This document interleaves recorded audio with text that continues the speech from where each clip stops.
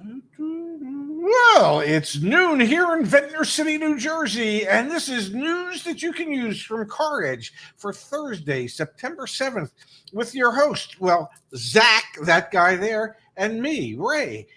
How the hell are you today, handsome? I'm doing pretty good. Nice t-shirt. Different shirt. Haven't worn this shirt in a while. Yeah. I brought very limited shirts down to the beach for the summer. So anyway, I'm wearing a new shirt. You're down for 3 months, so you brought 3 shirts. I mean, who wouldn't do that?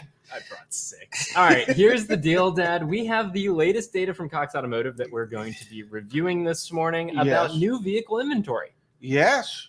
It continues to grow. We are up to over 2.06 million new cars in dealer inventory nationwide. The interesting storyline throughout all of this data is the threat of a potential UAW strike. We're not going to dig into that too much at the outset here. Let's focus on the numbers first.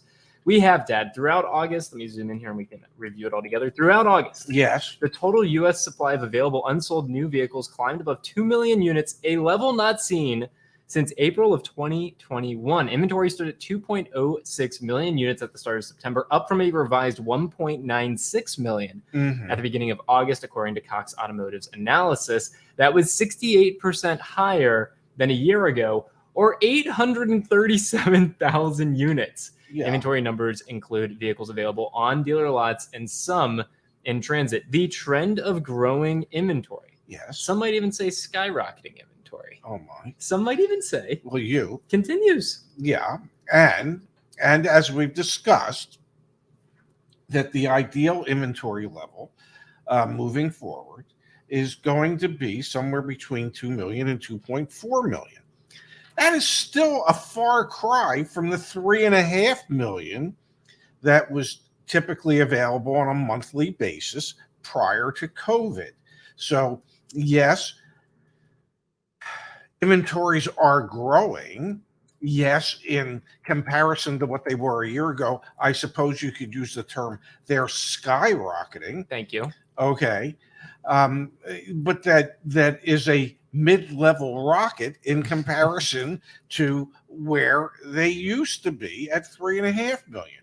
Does the increase in inventory bode well for consumers? One would think that it should, but it also depends, quite honestly, on the breakdown of that inventory. Is like 80% of that inventory high content, high priced. We'll dig into vehicles, and we haven't dug into. You haven't shared it. No, we're going to. So I'm just assuming that it's a rather large percentage. I want to come here though. Dealer Hacker, thanks for being here, says nobody will notice. I'm going to disagree because we are starting to see, and when you dig into the data here, it's the normal suspects. Okay, what I mean by that is the brands that have it says it right here. Most domestic brands flush with supply ahead of potential strike, and we'll dig into the numbers even more in just a moment. Those dealers, they are noticing, because from the folks that I've talked to, they are now turning back allocated inventory of certain models. I've talked to dealer groups, Ford, Stellantis, General Motors, and those owners are saying no more of certain vehicles. We've got enough already. We have enough. So I think people are noticing, and I think it'll continue to show up. The strike obviously looms over all of this, what could potentially happen there. But people are starting to notice this, even though, to be very clear, you're right, we are nowhere near back to pre-pandemic inventory levels. But we're crawling and climbing our way back there, slowly but surely. Well, my suspicion is, my guess, we'll never get back to those. This is the new normal. To the pre-pandemic inventory levels. And the reason we won't is twofold.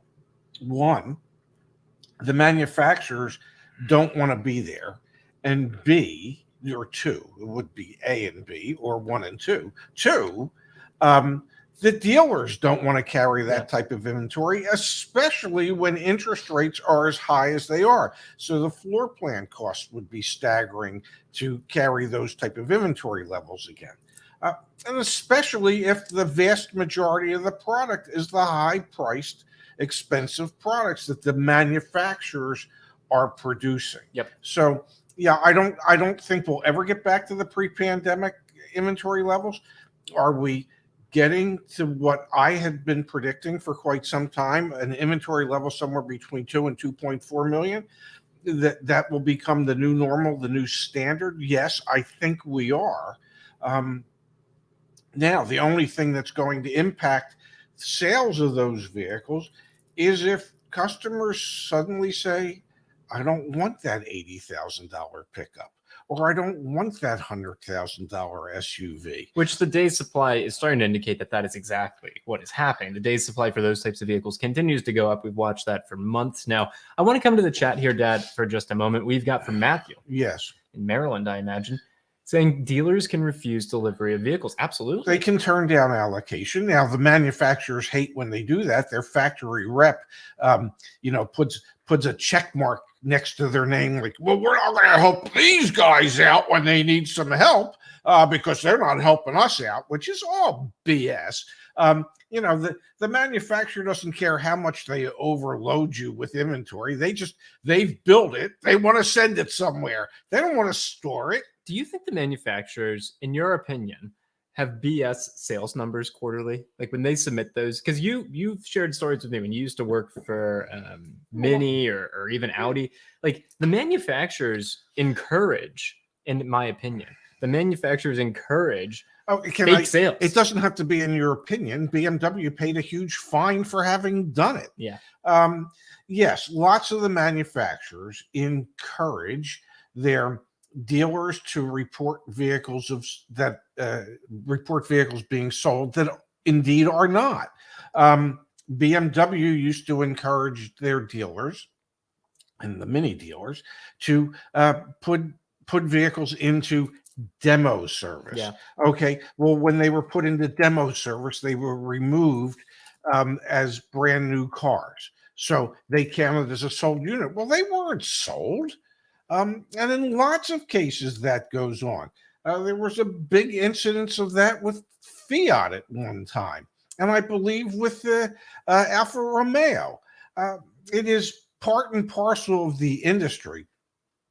What would be interesting is to compare, and this is probably what the regulators have done, is to compare actual bulk registrations of sold vehicles to what the manufacturers claimed were sold. And the suspicion always has been that the bulk registrations are going to fall way behind what the manufacturers said were sold. I remember when I managed an Acura dealership in Scottsdale, Arizona for the Penske organization. And in that organization, it was really important to upper management for you to be number one in your market.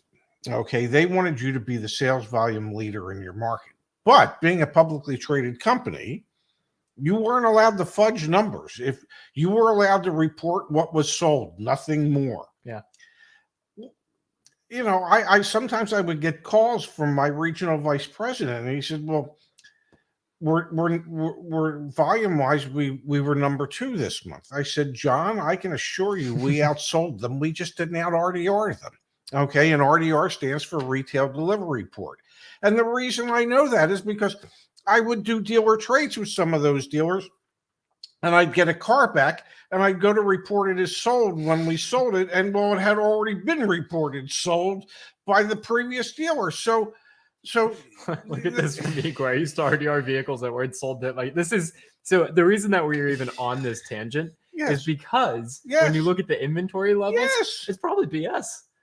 It's probably overstated, understated to certain degrees because cars are sold that aren't actually sold. Cars are in transit that aren't actually in transit. Like it's all the numbers are a little fuzzy. There was one time where BMW said, "Well, just report the vehicles as being demos," and at that time the warranty clock would start running on them. Well, the dealers would say, "Well, in some of these cases, we're sitting on these cars for 6 months, 8 months."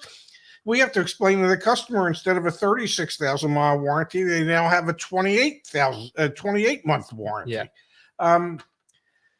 So they relented at a certain point and said, "Okay, you report them as a demo, and the warranty clock won't start until you sell the vehicle to the ultimate customer." Crazy concept. Yeah, these are games that every one of the manufacturers play. Igor said, well, they did it so they could reach quarterly bonuses.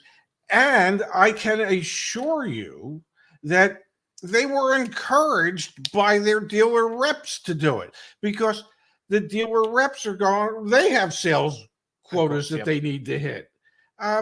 It's just, so much of it is just charades and a house of cards.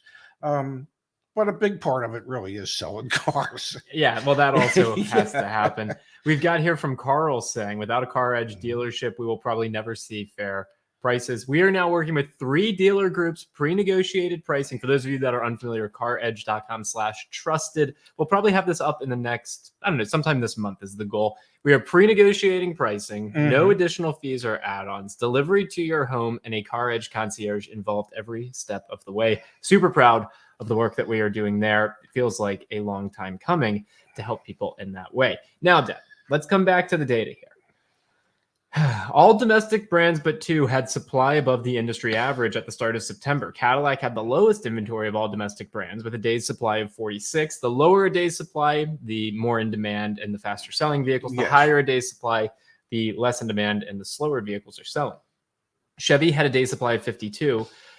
With an affordable mid $20,000 price, the new Chevy Trax is an extremely short supply at 21 days. Yeah, well, and it's in short supply for 2 reasons. One is, at that price point, it is extremely popular, and 2, at that price point, it is not a high profit margin item for Chevrolet to produce. So they're not making a lot of them. So they're not going to produce them in high volume numbers, because they would rather produce their other more expensive, higher content vehicles that allow them as the manufacturer to have a higher profit margin. As has been the case all year, Stellantis, which some experts predict could be the UAW's target, has bloated inventories. Dodge brand has the most at 136 days supply, followed by Chrysler 125, Ram at 115, and Jeep, they're down to a 95 days supply. Yeah. Ford's Lincoln brand, which has experienced sales below last year's levels because you can't even buy most of their cars because they're on stop sale. Yes. And GM's Buick division also have heavy inventories. Looking at the best-selling models, the Detroit 3 appear to be flush with full-size pickup truck inventory despite production disruptions in August and some continuing into September. GM has another down week at its Fort Wayne, Indiana truck plant, and that makes the Chevrolet Silverado and GMC Sierra pickups due to an unspecified part shortage. I'm just going to call it right now. Yeah. In my opinion, yes, that's BS. Yeah, and we were at a local Chevrolet dealership. Video coming on Friday, on Saturday, excuse me. Yeah, at a local Chevrolet dealership on Sunday, and there were no shortages of the 1500 pickups. They had an overflow lot that we filmed from. So an unspecified part shortage for Chevy and Silverados and Sierras to be not being produced is probably the realization that when they came out earlier this year and said, we are simply going to stop production of our pickup trucks because we have an oversupply, this is a better story to spin. That is BS. Yeah. Making 2 weeks it has been idle. GM's Mexico plant that makes the trucks has been down for 3 weeks for the same problem. Yeah. In my opinion, that is bullshit. Whoa. The Ontario truck plant had a shortage of axles, causing production disruption at Ford F-150 production in Kansas City was halted last week, also due to an unspecific parts shortage. Unspecific. Yeah. Yeah.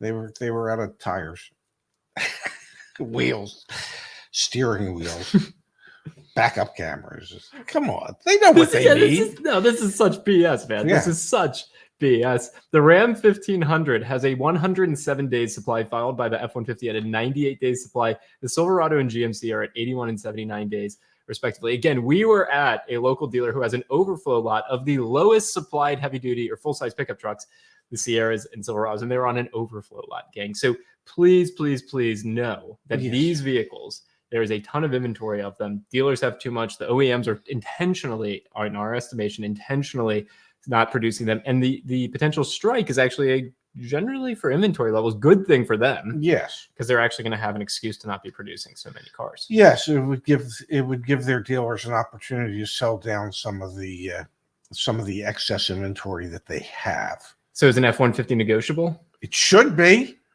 Better be. And if it's not, you're talking to somebody at the wrong Ford dealership. Absolutely. Yeah. We've got here, Dad, from Douglas. Thank you for the Thank you, Douglas. contribution. Hey, Ranzak. I work at a dealer and have noticed the sales slump this year. Picked up a lot in August, strangely, but not as much as years past. We love people that work in the industry being a part of our community. You got any thoughts about why that might be, Dad? Well, yeah, the sales slump is because the price of the vehicles is too damn high. And the interest rates. And it doesn't. Well, apparently it does take a genius to figure it out. No, I'm pretty sure Douglas is on I'm not saying Douglas isn't the genius. I'm saying the manufacturers, they have people there that aren't the geniuses. Because you have to realize if interest rates are high and the price of everything is ridiculously high, well, at a certain point, it's going to become harder and harder to sell them, and you're going to have fewer and fewer people to sell them to. So, yeah, that's, it's unfortunate. Chevy Trax, they don't seem to have any issues selling those. Less expensive vehicles, they don't have issues selling. It's the more expensive stuff. Yeah, it really is. If an average transaction price for a Ford F-150, F series is $66,000. Well, that tells you everything you need to know. Financed at 9.99%. Yeah. Yeah. All right, let's keep going through the data here before we And can I say one thing about Douglas Chester? Yeah. It's got to be tough going through life with two first names. Yeah. Yeah. Because like if he would have been in the Army, they would have been going, Chester Douglas. No, it's Douglas Chester. He's got a point, folks. Yeah. Melissa here finally made it to a live stream. Found you guys after I got in an accident that totaled my car. It's stressful doing it all on my own. Your vids are helping, but still trying to understand the process. Melissa, sorry that you're in that situation. Yes. I want to just take a moment because it's worth it. Let me pull it up on the screen. For folks that are unfamiliar with everything that we've built behind the scenes and the incredible team that we have, CarEdge.com, Melissa, is your place to go. Go to resources. A bunch of these are free. Go to services to find the different ways that we can help you. A bunch of these, 90% of the stuff that is on the website is free. Yeah. Okay? 90%. Go to services for the things that aren't free. There you go. Tools. Most of these are accessible in a free and a paid version as well. Obviously, you don't have a car to sell, but if you had a car to sell, we've got help there. Finding vehicles, getting a fair price, that's under Browse Cars. Please, please, please, please, please take a few minutes and avail yourself. Join the community. Yeah, at a minimum. More than anything, join the community. Oh, and that's free. See? Yeah, I mean, it has got to be tough going through life with two first names. Hey, I hear you, man. I absolutely hear you. All right, let's go through a few more data points. I know we're spending a lot of time on this information, but it is super interesting. We get it monthly, so it's worth digging into it. Import non-luxury brands have the lowest supply. Didn't see that. Figure. At the opposite end of the inventory spectrum, Honda, Toyota, and Kia had days supply around 30. Subaru and Lexus were on the low end as well. In addition to the Trax, the CRV and CRV Hybrid, the just launched Grand Highlander, Corolla, which is not just launched, but the Grand Highlander is, Kia Forte, Subaru Crosstrek, and Nissan Sentra had days supply under 25. What do they all have in common with the exception of the Highlander, the Grand Highlander? Gosh, they're all relatively inexpensive in comparison to the rest of the inventory out there. The higher the price, the heftier the inventory. Sounds like you were onto this earlier. The $60,000 to $80,000 segment had the most with 77 days supply, followed closely by $50,000 to $60,000 categories at 74 days supply. To contrast this, the under $20,000 segment had a scant 21 days supply, followed by the $20,000 to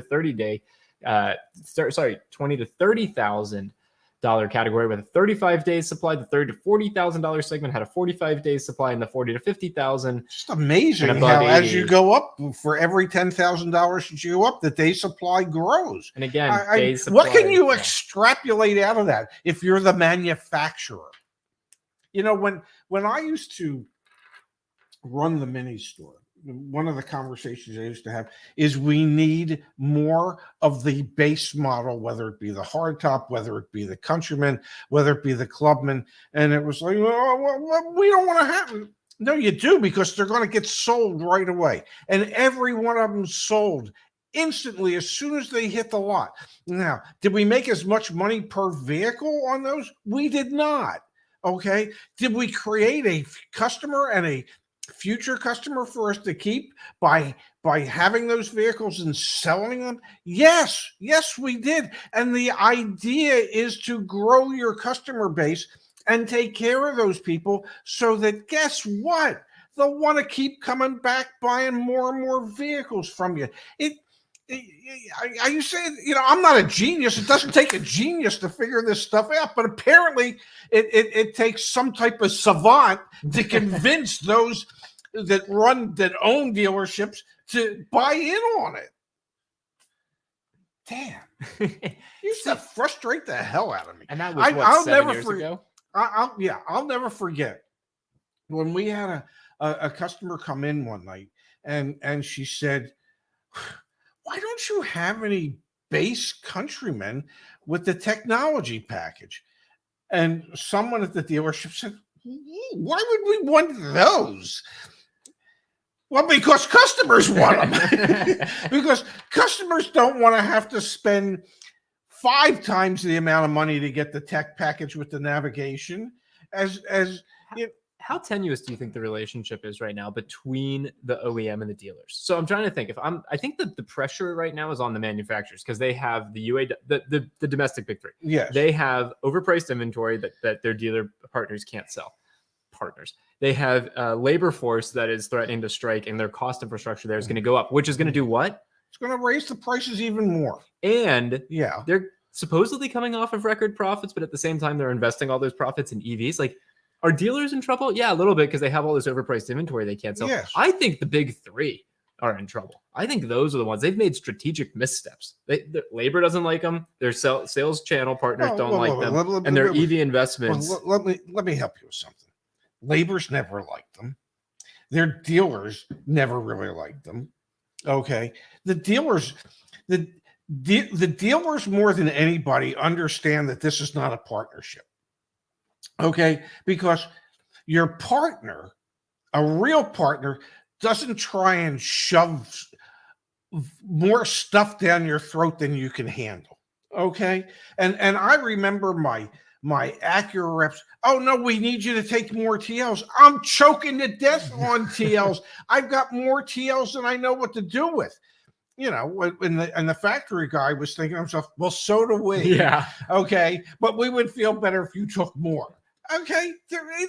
It's not a partnership. It's when the GM would call me at the Acura store and she goes, well, but they want us to take more. And my response was always the same to her. I said, Jenny, at the end of the year, when we're bleeding red, okay, when we lost money this year, are they going to stroke us a check to make us whole? And the answer always was, well, no, they will not. Well, then they're not really our partner. Okay, then they're not really concerned about our longevity and our profitability. They're concerned about their own. And that's the part that used to really annoy the hell out of me. When I remember one time my mini rep said to me, he said, and he pointed at me, he said, what are you guys doing to move these cars? And I I've been in the business too long, and I couldn't take this crap from these people anymore. And I just looked them dead in the eye. I said, do you realize every time you point your finger at me and ask me that question, you got 3 fingers pointing back at you, asking you the same question? What the hell is Minnie doing to sell these cars? Why are you putting it on me to figure it out? Okay, you're the manufacturer. Your job is to create the excitement and the market for these cars. My job, once you've created that excitement and market, is to say, oh, by the way, now that you're excited about a Mini, come buy it from me. Water break. I don't want to say I hated these people because hate is too strong of a term, but I really disliked them. I despise them because they just bought into all the corporate BS that they would, when I can't take a sip yet. when we would go to meetings, okay, where they'd bring all the dealers together. And I used to walk in and sometimes I would just announce, I said, here's the deal. I promise not to blow smoke up your butt if you promise not to blow smoke up mine. This is a smoke-free zone. Got it? I mean, it's just such crap. And I would attend these things, and sometimes I just walk out in the middle of them. And my factory rep said, "You think they didn't notice?" I said, "Do you think I care? Do you really think I care? You really think that I have to sit here and listen to all the BS that these people are going to spew to me for the next 3 hours? Why? Why do I need to do that?" "But Ray, you're sending the bad signal." "I don't care. You figure out how to sell this crap." Oh, my face hurts. Mine too. Okay. Jaw's coming back. Do you ever wonder what your neighbors here in the condo building think? I don't wonder what my neighbors here think, and I never gave a crap about what my dealer reps thought. I think the passion in your rant right there demonstrates the true animosity between the dealers. I remember one time, God bless, I went off at a meeting, and Allison got a call the next day and said, "Ray really went off at the meeting."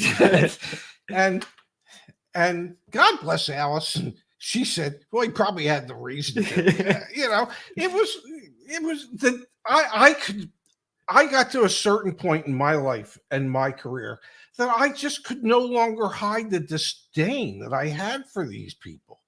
And that's really what it was. Yeah. And when they would say stupid things, I would call them out on it. Yeah. And man, that's the one thing they didn't want to hear was going, "Well, you're not buying our BS." No, I am not buying the BS you're selling. I remember we went to a launch for the Clubman, and they were so proud of themselves because if you kicked your foot under the rear bumper, the rear door would open. Yeah. Okay. The boot doors would open. And I just looked at them, and Ford had this for like, I don't know, 6 or 7 years already. And so they just look when you do this. I said, "Yeah, it turns into a Ford." I mean, come on, this is not new stuff. You're years behind, and now you're making a big deal about it, like you almost invented this crap. Yeah. Yeah. So what do you think's going on right now in the meetings between the big three and their dealer groups? I mean, because again, you don't have to look that far. The data and the numbers and all the industry reports show it. Go drive down your local automobile row and let us know if you do not see Ford F-150s, Ram 1500, Chevy Silverado. They are just piling up, and Chevy and GM actually have like the lower price points, or GMCs, excuse me. Yes. The Ford average transaction prices, the Rams are absurd. $70,000 pickup. Yes. They're probably having these same exact conversations saying, "You guys built cars that we can't sell. You've priced people out of the market." And it's not just the big three. We saw this from Mercedes-Benz. Their dealers actually penned a letter to Mercedes-Benz saying, "Hey, give us some lower content vehicles that we can actually sell." Yes. The dealers and probably the dealership liaisons from the big public groups are having real tough conversations with their alleged manufacturing partners that we need cheaper stuff. We need you to be cognizant of the fact that we can't just continue to go down this road where it's all high priced stuff, because ultimately it's going to slow down and it's going to come back and bite us all in the butt. And so you don't think that there's tough conversations being had between Ford dealers and the upper echelon hierarchy at Ford over some of the EV crap that's going on? There's some real hard conversations, and at a certain point, the manufacturers are beginning to understand that their dealer body, their dealer partners, are fed up with some of the crap that they're being fed. Yeah. You can't survive by not selling the cars. It's a dealership. It's based on, you have to sell the stuff.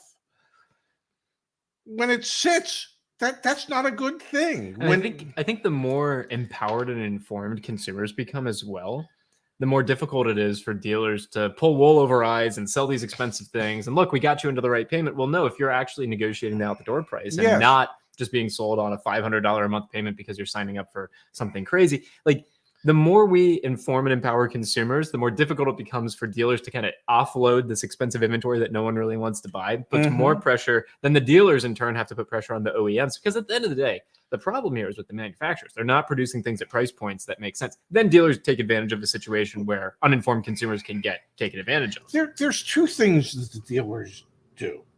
Okay, they produce, in many cases, the wrong vehicles at the wrong price points, and two, they don't create the excitement and the buzz for the product. You know, the manufacturer's responsibility is to create that market. This is not just, well, if you build it, they will come. They don't. And you know, I sent you an article today about how Jeep is hoping to end its sales slide because they're coming up with new advertising. And that is part and parcel of what needs to be done. And if the manufacturers just build it, but they can't create a market for it, it doesn't do anybody any good. It doesn't do the dealers any good. It doesn't do the customers any good. And ultimately, it doesn't do the manufacturer any good. I've just always said it to every one of the brands that I worked for. Your job's to create the excitement. My job is, once the customer is excited, my job's to convince them to transfer that excitement to buying the product at my dealership. My job shouldn't be creating a national market to create the initial buzz. Yeah.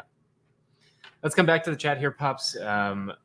We've got, again, from Chester, thank you. Love your content. We appreciate that. Thank you. Appreciate everyone that subscribes to the Ransack channel, whether you listen to the podcast or here on YouTube. And then Bada Bob, thank you for the contribution. Is CarEdge fair price on new cars based on MSRP? It is. We have an algorithm. We look at every single make, model, and even trim.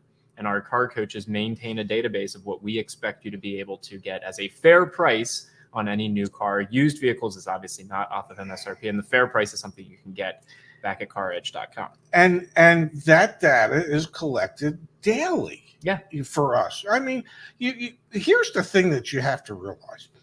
Our team, our car coaches, and there's 10 or 11 of them now? Yeah, 11. They desk more deals in a month than the busiest dealerships in America. Yeah. Okay. I mean, they literally have their fingers on the pulse of the market in all parts of the country. They know what's going on. That's how many deals they touch on a monthly basis. If CarEdge doesn't work, if this whole thing were to just fall apart, every one of these people could go get a job as a desk manager at the biggest dealerships in America, because they have worked more deals than anybody else. So these guys really do have a clear understanding as to, if you're in Seattle, what you should be paying for an F-150, as opposed to if you're in Austin and what you should be paying for an F-150. They have that much contact with that many customers and that many dealerships. No, it's pretty incredible. It's one of the most incredible aspects of what we've been able to build here at CarEdge over the past few years. All right, we'll be back tomorrow. You promise? Yeah, you did great today. I just, I don't know what it is. No, talking about the OEM, it seems like it's PTSD for you. You've just had so many terrible experiences. Don't go down it again. No, I want to go down one more, just one more. I'll never forget. We had this when I was at Acura, the RL, when they redid the RL one time, and I had a fresh young factory rep come in. Okay, young guy, just a young guy. Yeah. You know, like maybe 3 weeks in the business, and he comes in. And he looks at my GM Jenny and I, and he goes, "Well, what are you guys doing to create a market for this RL?" I go, "Well, we're hosting wine events, and we're going to different events, taking cars to different events for some of the higher end stuff that's going on in the valley. But you know what the real question here is, Bob? He goes, "What's that?" I said, "What are you guys doing? What exactly are you guys doing?" And at the end of the day, he said to the GM, Jenny, he said, "I don't think Ray likes me." And Jenny said, "Oh, I can assure you, Ray, it's not that Ray doesn't like you. He just doesn't like what you represent." Yeah. He thinks you're a fine person. You just don't know what you're doing yet. Yeah. You've dealt with a lot of BS, man. And these dealers today have to still deal with a lot of this BS. I dealt with a guy back in the 80s at Nissan when there was really a shortage of cars. Yeah. And Ralph said to me, he said, "You're not getting any more of the cheap Sentras." I go, "Well, I got people that want to give me deposits." I said, "What do you want me to do? Not take them?" He says, "Get into the used car business." I said, "They're not the same thing." You know, it's just the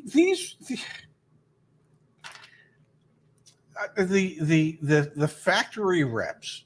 All they know how to do is regurgitate the talking points that their bosses give them. Yep. It had nothing to do with how that. If these guys actually had to sell a car for a living, you know, and I will say this, Ralph was a rather large human being, but if he had to actually sell cars for a living, he would have looked like Adonis because he wouldn't have been eaten at all. Yeah, you've been busy. All right, here's the deal. We will be back tomorrow at noon Eastern, 9 a.m. Pacific. If you've enjoyed being a part of our community, being part of the channel, please like the video or the podcast or over on Facebook, wherever you are watching. It means the world to us, and we appreciate it. CarEdge.com is where all the various resources we've been able to build out over the past few years exist. So if we can help you, go check that out. And we'll be back soon. Well, soon, in less than 24 hours, ladies and gentlemen, probably about 23 and a half hours. We'll be back with more of this nonsense from two of your favorite knuckleheads here at CarEdge. Thanks, Pops.